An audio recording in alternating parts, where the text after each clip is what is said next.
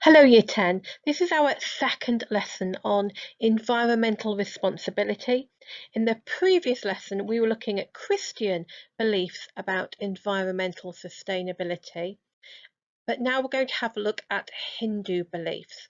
And remember that on paper 1, that's your philosophical themes paper for Eduqas, you could be asked, or you will be asked actually, in your Part C questions to give two different religious views. Sometimes that can be the views of two different denominations, but where it makes sense to do so, we teach you two different religious views. We teach you a Christian view and a Hindu view. And for this little section, it makes sense to give you a Hindu view, contrast or compare to your Christian view, because the views are quite different and also allows you to practice your Hinduism subject knowledge. So in your exercise books, you're going to put the title, Why is Environmental Sustainability Important to Hindus? And then you're going to have a go at answering these 5 starter questions. As always, answer them in your black pen or whatever pen you're writing in. And then when we run through them together, we're going to mark them in a different colour pen. And that way you can see what you did or didn't know first time. And that helps you when you come to revise, because you can think, oh, there's a lot written in purple pen there, or whatever pen you're using. I didn't really know this topic. It needs a little bit more time. The first question is from last lesson, but questions 2 to 5 is drawing on your knowledge from year 9.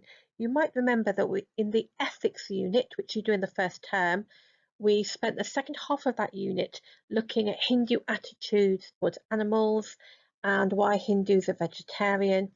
And that's the knowledge that you're trying to retrieve all the way back from beginning of year 9. So put me on pause and see how well you can do, and we'll have a look at those together in a moment.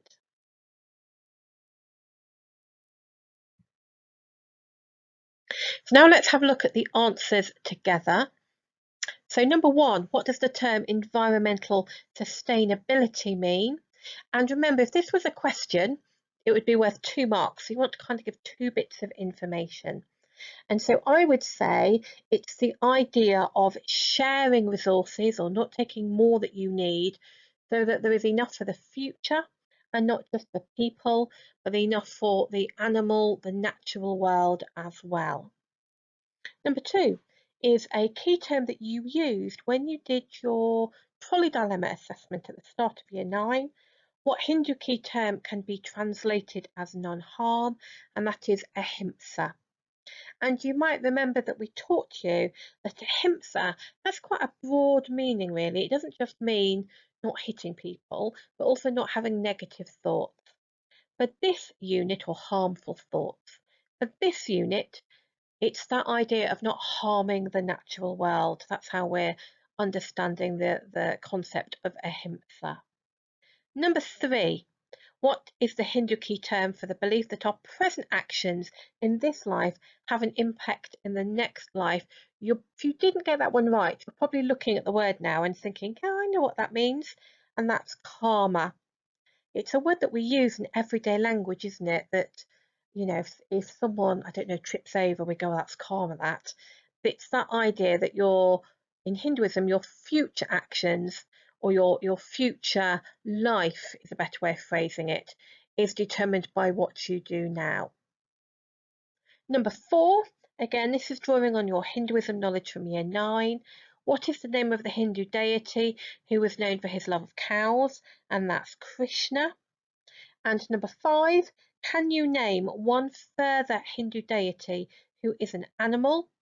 And there are other examples that you can have, but you come to us from your primary schools knowing about Hanuman, who is the monkey king that's involved in the story of Rama and Sita, and Ganesh, who you tell us is the elephant god.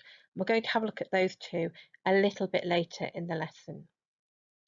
And so at this point, you probably want to pause and just check you've got your answers right.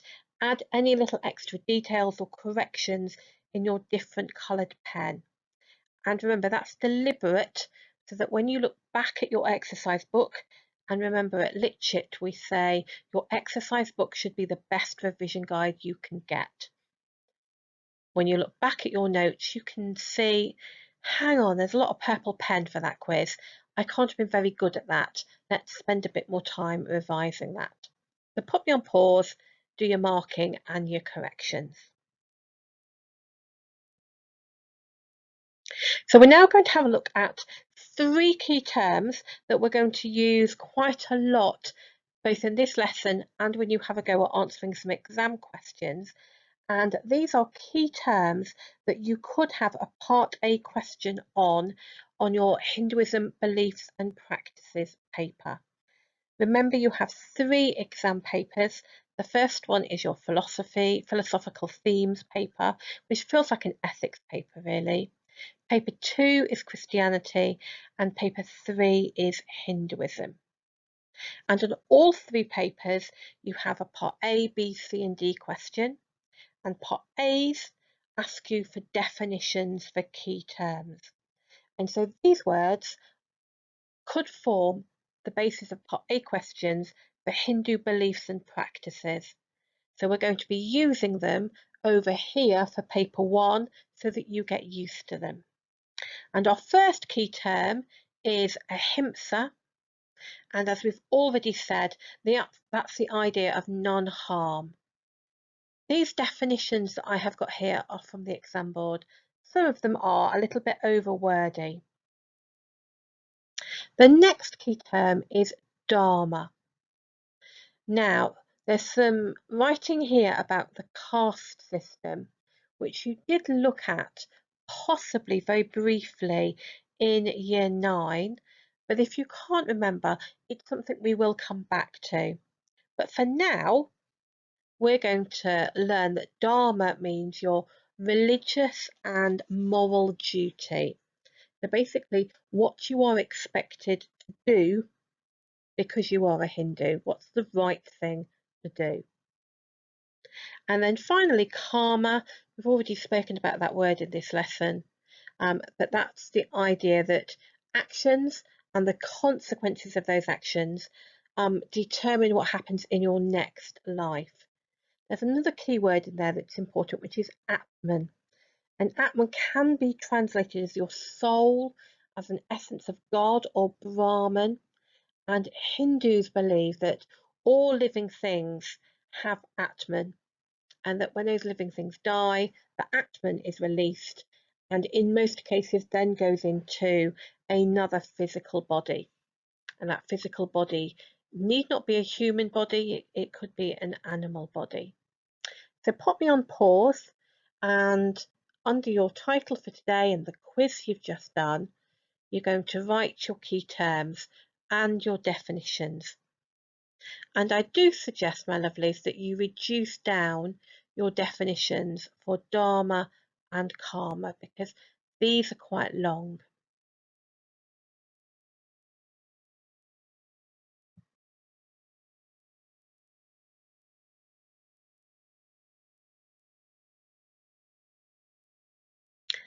So I'm now going to talk you through some important Hindu beliefs and concepts.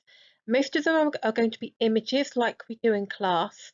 I will send you through, as well as the link to this video, this actual PowerPoint. If you want to keep your book looking like it did when we were together in class, you could maybe print out these images and annotate them so that you keep that kind of revision guide feel to your book. But if you can't do that, don't worry, but you need to be making notes. So at the end of each slide, you want to pause. I will tell you to do that, and you need to make notes. And I've given you some key terms to use in your notes. So this picture I found, I just did a Google image search of Hinduism reincarnation, but it's making very visibly the point, the idea that reincarnation, the reincarnation scale isn't just about humans. You can see that this man here in his previous lives, in theory, could have been any of these animals. Remember that I told you that over your lifetime you build up good or bad karma. So that's the actions and the consequences of your actions. And then when you die, your Atman is released, and that will go into a new body, which could be a human body or it could be an animal body, perhaps a mammal, perhaps a bird, perhaps a fish. And the link here with environmental sustainability is that there is not a sort of a dividing line here between animals and humans. And arguably in Christianity, there is. And so you've got a really nice contrast point here that you could exploit in a part D or that you could use in a part C. So if you think back to the Genesis creation story, only humans have souls. God breathes life into Adam, but that doesn't happen to the animals. So there is a dividing line. Whereas in Hinduism, animals, and indeed perhaps even plants and trees and humans, are all part of the same life cycle. And that therefore builds an expectation for environmental sustainability. Because often we want to protect our own species. We could make it more specific than that and say we protect our own family above strangers. And then more generally, we protect humans over animals. And then perhaps maybe we protect the animals that are closest to us over the animals that are very different to us. So we tend to get more emotional, don't we, about mammals than we do, about a lobster or an octopus. But in Hinduism, those dividing lines don't exist. Humans and animals and the natural world, they're all part of the same life stream. They all have Atman. They're all linked by reincarnation. And therefore humans feel part of the natural world, not over and above it, not having dominion ruling over it. They're part of it. And so they should do all that they can to protect that natural world, both now and in the future. So pop me on pause, and you want to make a few notes about the idea of the reincarnation scale, how that includes animals and humans, and the link with environmental sustainability.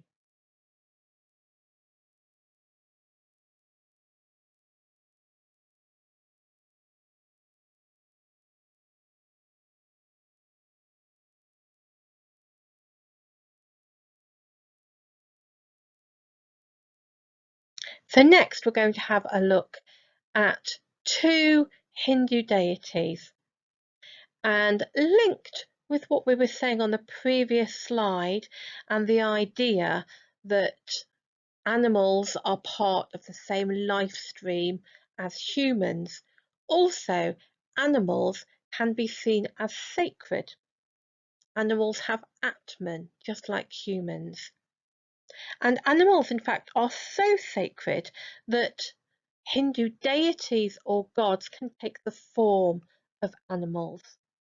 And I've given you two examples here that will be very familiar to you. So we have got Hanuman. Hanuman is in the story of Rama and Sita. You can see Rama here and there's Sita. You probably remember that Sita was kidnapped by Ravana, who's just there, look, and he's the 10-headed evil demon king. And so Rama, with his brother Lakshman, has to rescue Sita from Ravana's palace, and the monkeys, led by Hanuman, help to rescue Sita. And this story is remembered in the festival of Diwali, which is arguably Hinduism's biggest festival. And so Hanuman is a big part of Hindu culture. Secondly, we've got Ganesh. And when we ask you, when you come to us at the start of year 7, you can tell us anything about Hinduism. You always tell us about Ganesh. And Ganesh is a Hindu deity. He is the son of Shiva and Parvati, and he's a deity that's very popular with students and young children. And he's often associated with overcoming obstacles or difficulties. And so you're now going to put me on pause, and you're going to tell me in your notes about the link between the belief that animals are sacred and can be seen as deities, and the link with environmental sustainability.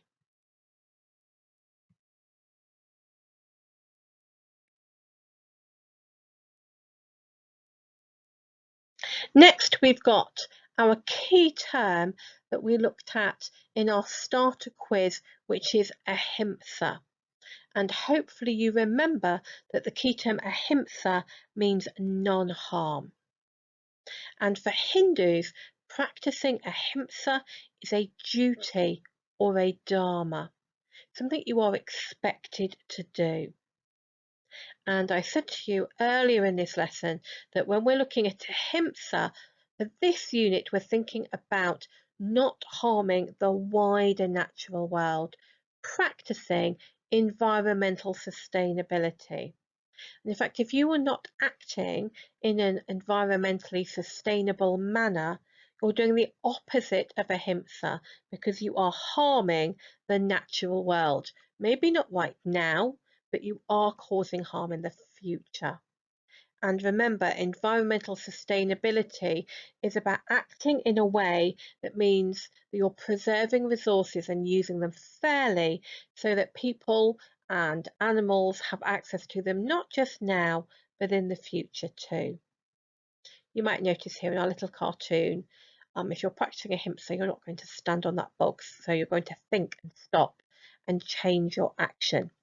And in a similar fashion, if you know that you overusing fossil fuels or cutting down trees is harming the natural world, you're going to stop and do something different and act in a more environmentally sustainable manner.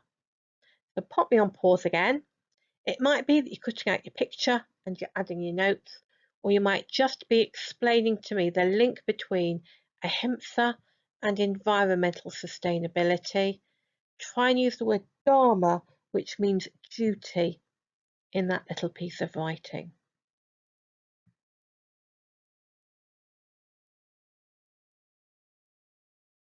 So now we're going to have a look at the River Ganges.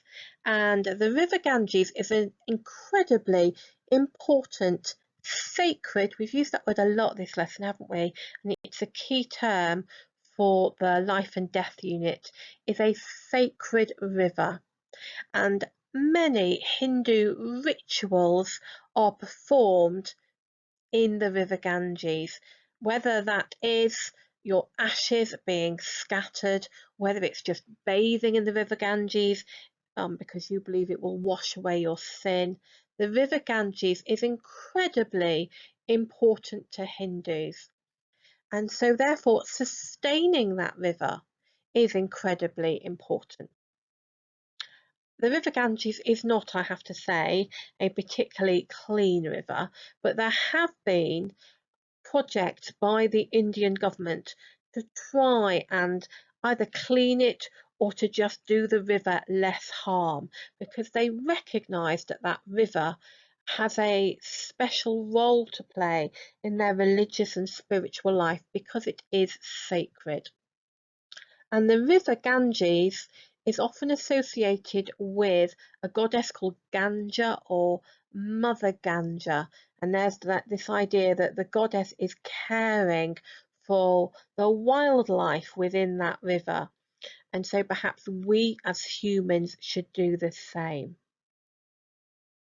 And so again, you're going to put me on pause, and whilst you do so, you're going to explain the link between the river Ganges and environmental sustainability. And again, I've given you some terms that you might want to use in that brief description.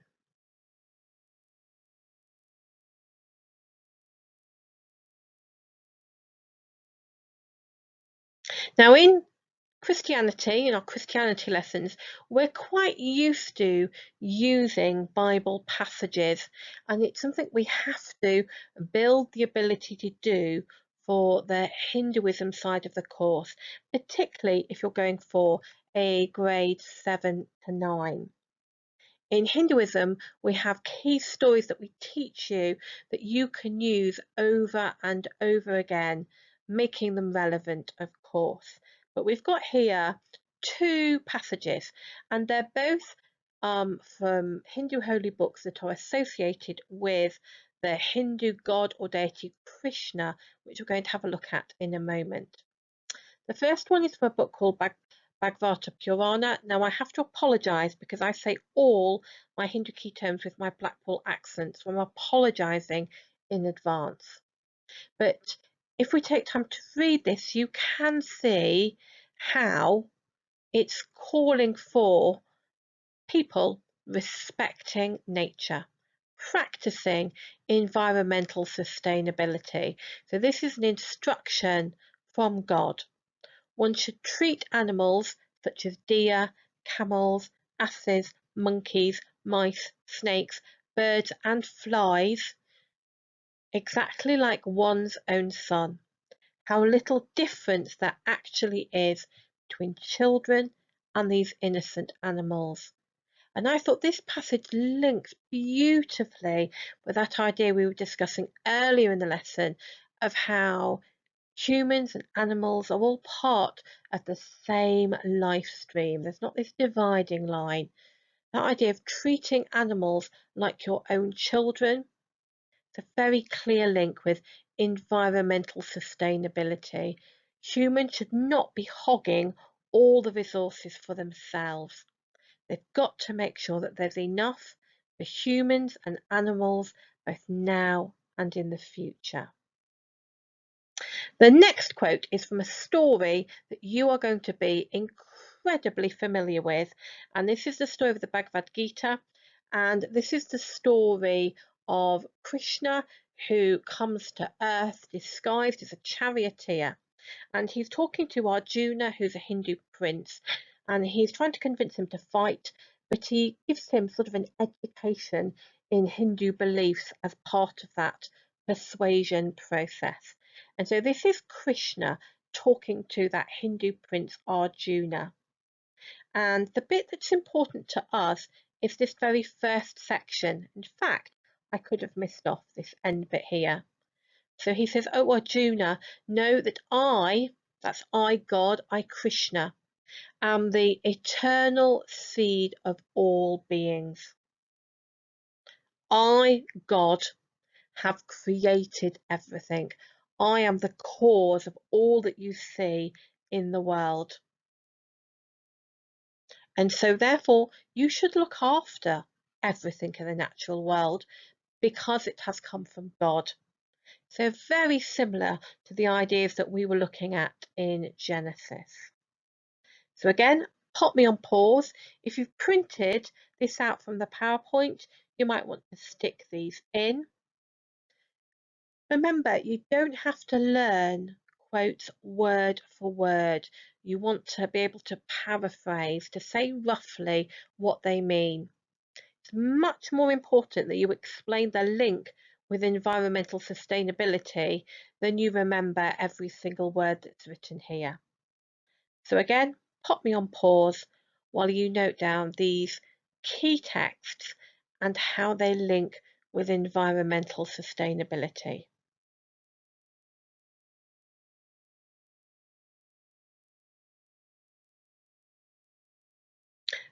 Then, our final little bit of subject knowledge in our lesson on Hindu beliefs about environmental sustainability is looking at the Hindu deity or god Krishna. And I've picked for you two stories that you could use. So first of all, there is a story that Krishna, so here's Krishna here, is taming this serpent who has polluted a river in Vrindavan, which is where Krishna was supposed to have grown up. And so there's this idea that basically Krishna is stopping the rivers from being polluted.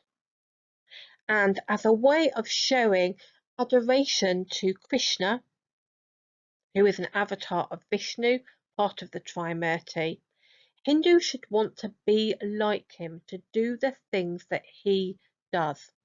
And so if Hindus believe that Krishna stopped the rivers from being polluted, so would they.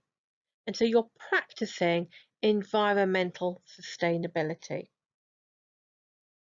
And then secondly, Krishna was known, as you learnt in year 9, for his love of cows. He was a cow herder. And there are stories in which Krishna is educating the people of Vrindavan of how to care for their cows, how to make sure that their needs are met, that they are respected. When we look at Hindu practices, we will look at the cow sanctuaries of the ISKCON movement. So you'll get to know this in much, much more detail. But for now, you just need to know that Krishna loved his cows, and so followers of Krishna believe they should do the same. But Krishna also educates the people of Vrindavan on how to meet the needs of their cows, so how to be environmentally sustainable. Pop me on pause. If you've printed this out, you've got your pictures. Otherwise, we're just doing notes. What's the link between Krishna and environmental sustainability? Think about the serpent and the cow.